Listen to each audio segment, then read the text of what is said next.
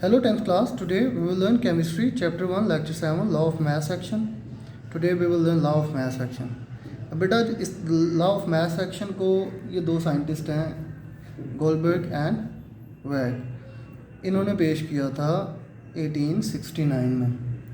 इस लॉ के मुताबिक बेटा क्या होता है, अगर मैं यहाँ पे एक रिएक्शन लिखूँ, फिर right reaction here, suppose we have hydrogen along with iodine, तो इनके दरमियान ये रिवर्सिबल रिएक्शन होता है, it becomes hydrogen iodide. Clear?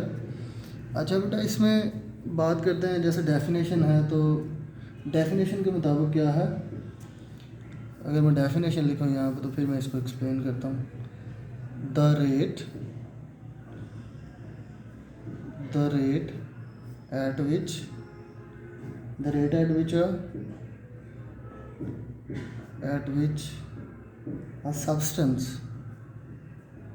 a substance reacts, the rate at which a substance reacts is directly proportional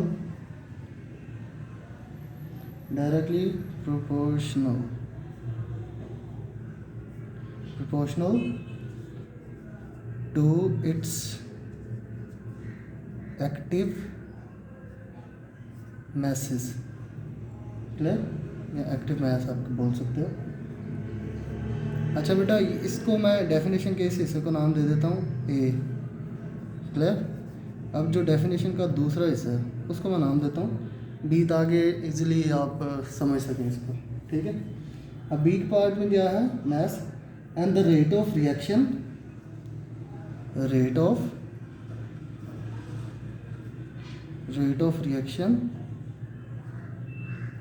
की बात होता है। The rate of a reaction is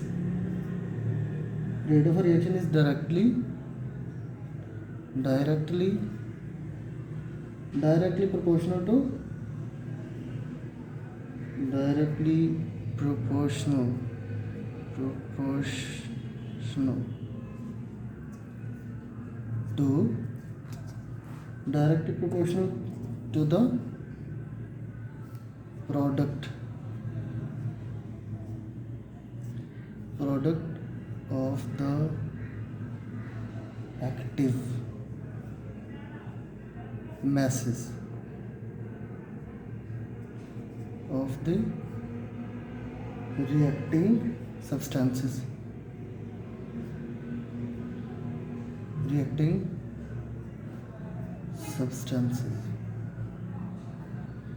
ठीक है बेटा?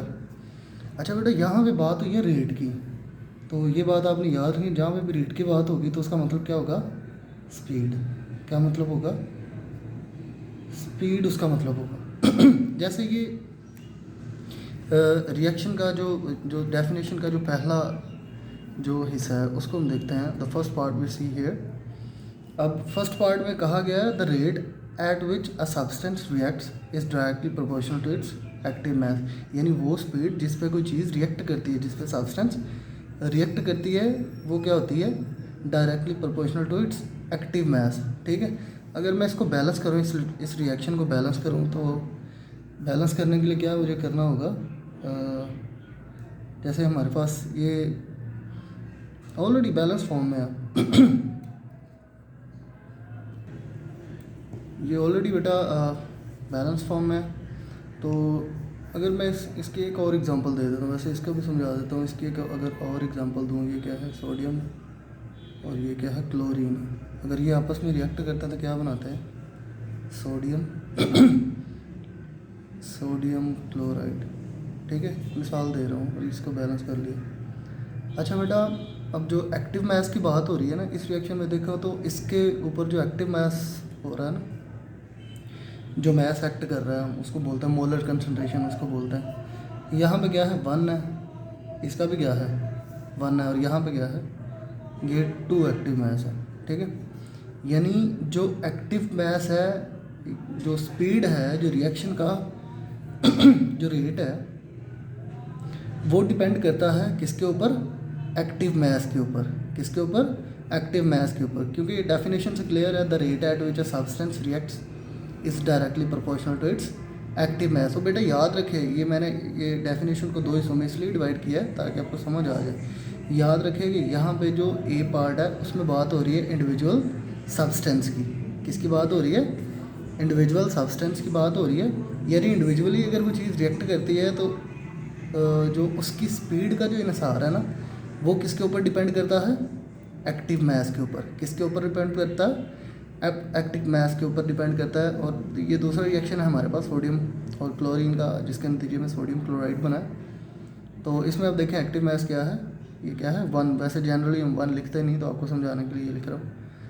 तो अब यहाँ पे आप देख सकते हैं, अब यहाँ पे हमारे पास क्या है, चलो इसको ये वैसे बैलेंस करने से यहाँ पे होते हैं हमारे पास 2, ठीक है। अब एक्टिव मास कितना है इसका? 2 है। कितना एक्टिव मास है? 2 है। यानी इसके ऊपर जो मास एक्ट कर रहा है वो कितना है बेटा? 2। क्लियर? अच्छा, उसके बाद हम देखते हैं यहाँ पे एक्टिव मास कितना है? 1। यहाँ पे एक्टिव मास कितना? 2 है। एक्टिव मास का मतलब क्या होता है? मतलब वो होता है जो मास एक्टिव हो, ठीक है। इसमें आपके पास एक्टिव मास कितना है? यानी इसके 2 मोल आपके पास एक्टिव हैं। इसके पास कितना है? इसमें आपके पास 1 मोल एक्टिव है। क्लियर बेटा? इसमें हम बात करते हैं, फिर से मैं बात बता रहा हूँ, इसमें हम बात करते हैं इंडिविजुअल सब्सटेंस की। The rate at which a substance react is directly proportional to its active mass, ठीक है। किसी चीज़ का रिएक्ट करने का जो रेट होता है या जो स्पीड होती है वो डिपेंड किसके ऊपर करती है? एक्टिव मास के ऊपर। यानी उसके ऊपर जो मास एक्ट कर रहा है वो कितना है। क्लियर? अच्छा, अब बेटा ये दूसरा जो डेफिनेशन का जो दूसरा हिस्सा है, चलो इसको देखते हैं। The rate of reaction is directly proportional to the product of the active masses of the reacting substances. ये देखें यहाँ पे क्या प्लूरल की बात हो रही है, एक्टिव मासेस और रिएक्टिंग सब्सटेंसेस। अब बात हो रही है पूरे बेटा इस रिएक्शन की। किसकी?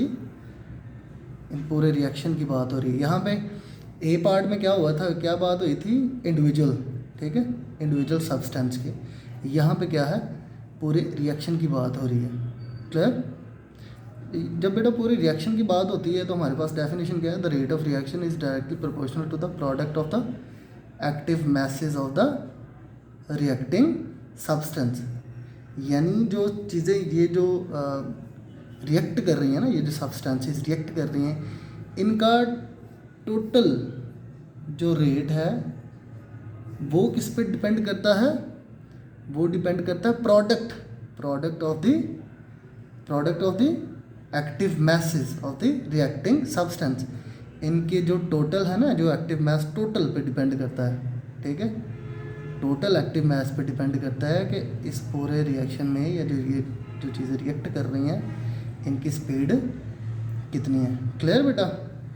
चलो हम आगे बात करते हैं। हमारे पास ना एक जनरल रिएक्शन है, उसकी बात करते हैं। तो वो जनरल रिएक्शन हमारे पास क्या है? जैसे हमारे पास है, आपकी बुक में लिखा होगा, जनरल रिएक्शन हमारे पास है ए बी, ये क्या है? ये रिएक्टेंट्स है। और ये क्या है? सी प्लस डी, ये क्या है? प्रोडक्ट है। यहाँ पे लिखा है के एफ, ठीक, यहाँ पे लिखा है के आर, ठीक है। ये के जो है ये प्रोपोर्शनलिटी, ये कांस्टेंट है वैसे, और इधर भी के क्या है? कांस्टेंट है। और ये जो है कांस्टेंट है फॉरवर्ड रिएक्शन की, और ये क्या है? रिवर्स रिएक्शन की कांस्टेंट, ठीक है बेटा। अच्छा, सपोज कर लें कि let's suppose A and B, and हमारे पास क्या है? C, sorry, C and D. Clear? अब ये जो ब्रैकेट मैंने लगाई है इसको बोलते हैं बेटा सपोज कर लें कि इसको बोलते हैं मोलर कंसंट्रेशन। किसको बोलता है, क्या बोलता है, मोलर कंसंट्रेशन। ठीक है। और जो मोलर कंसंट्रेशन का बेटा जो यूनिट होता है ना, वैसे हमारे पास क्या होता है, मोल डेसीमीटर पर क्यूब।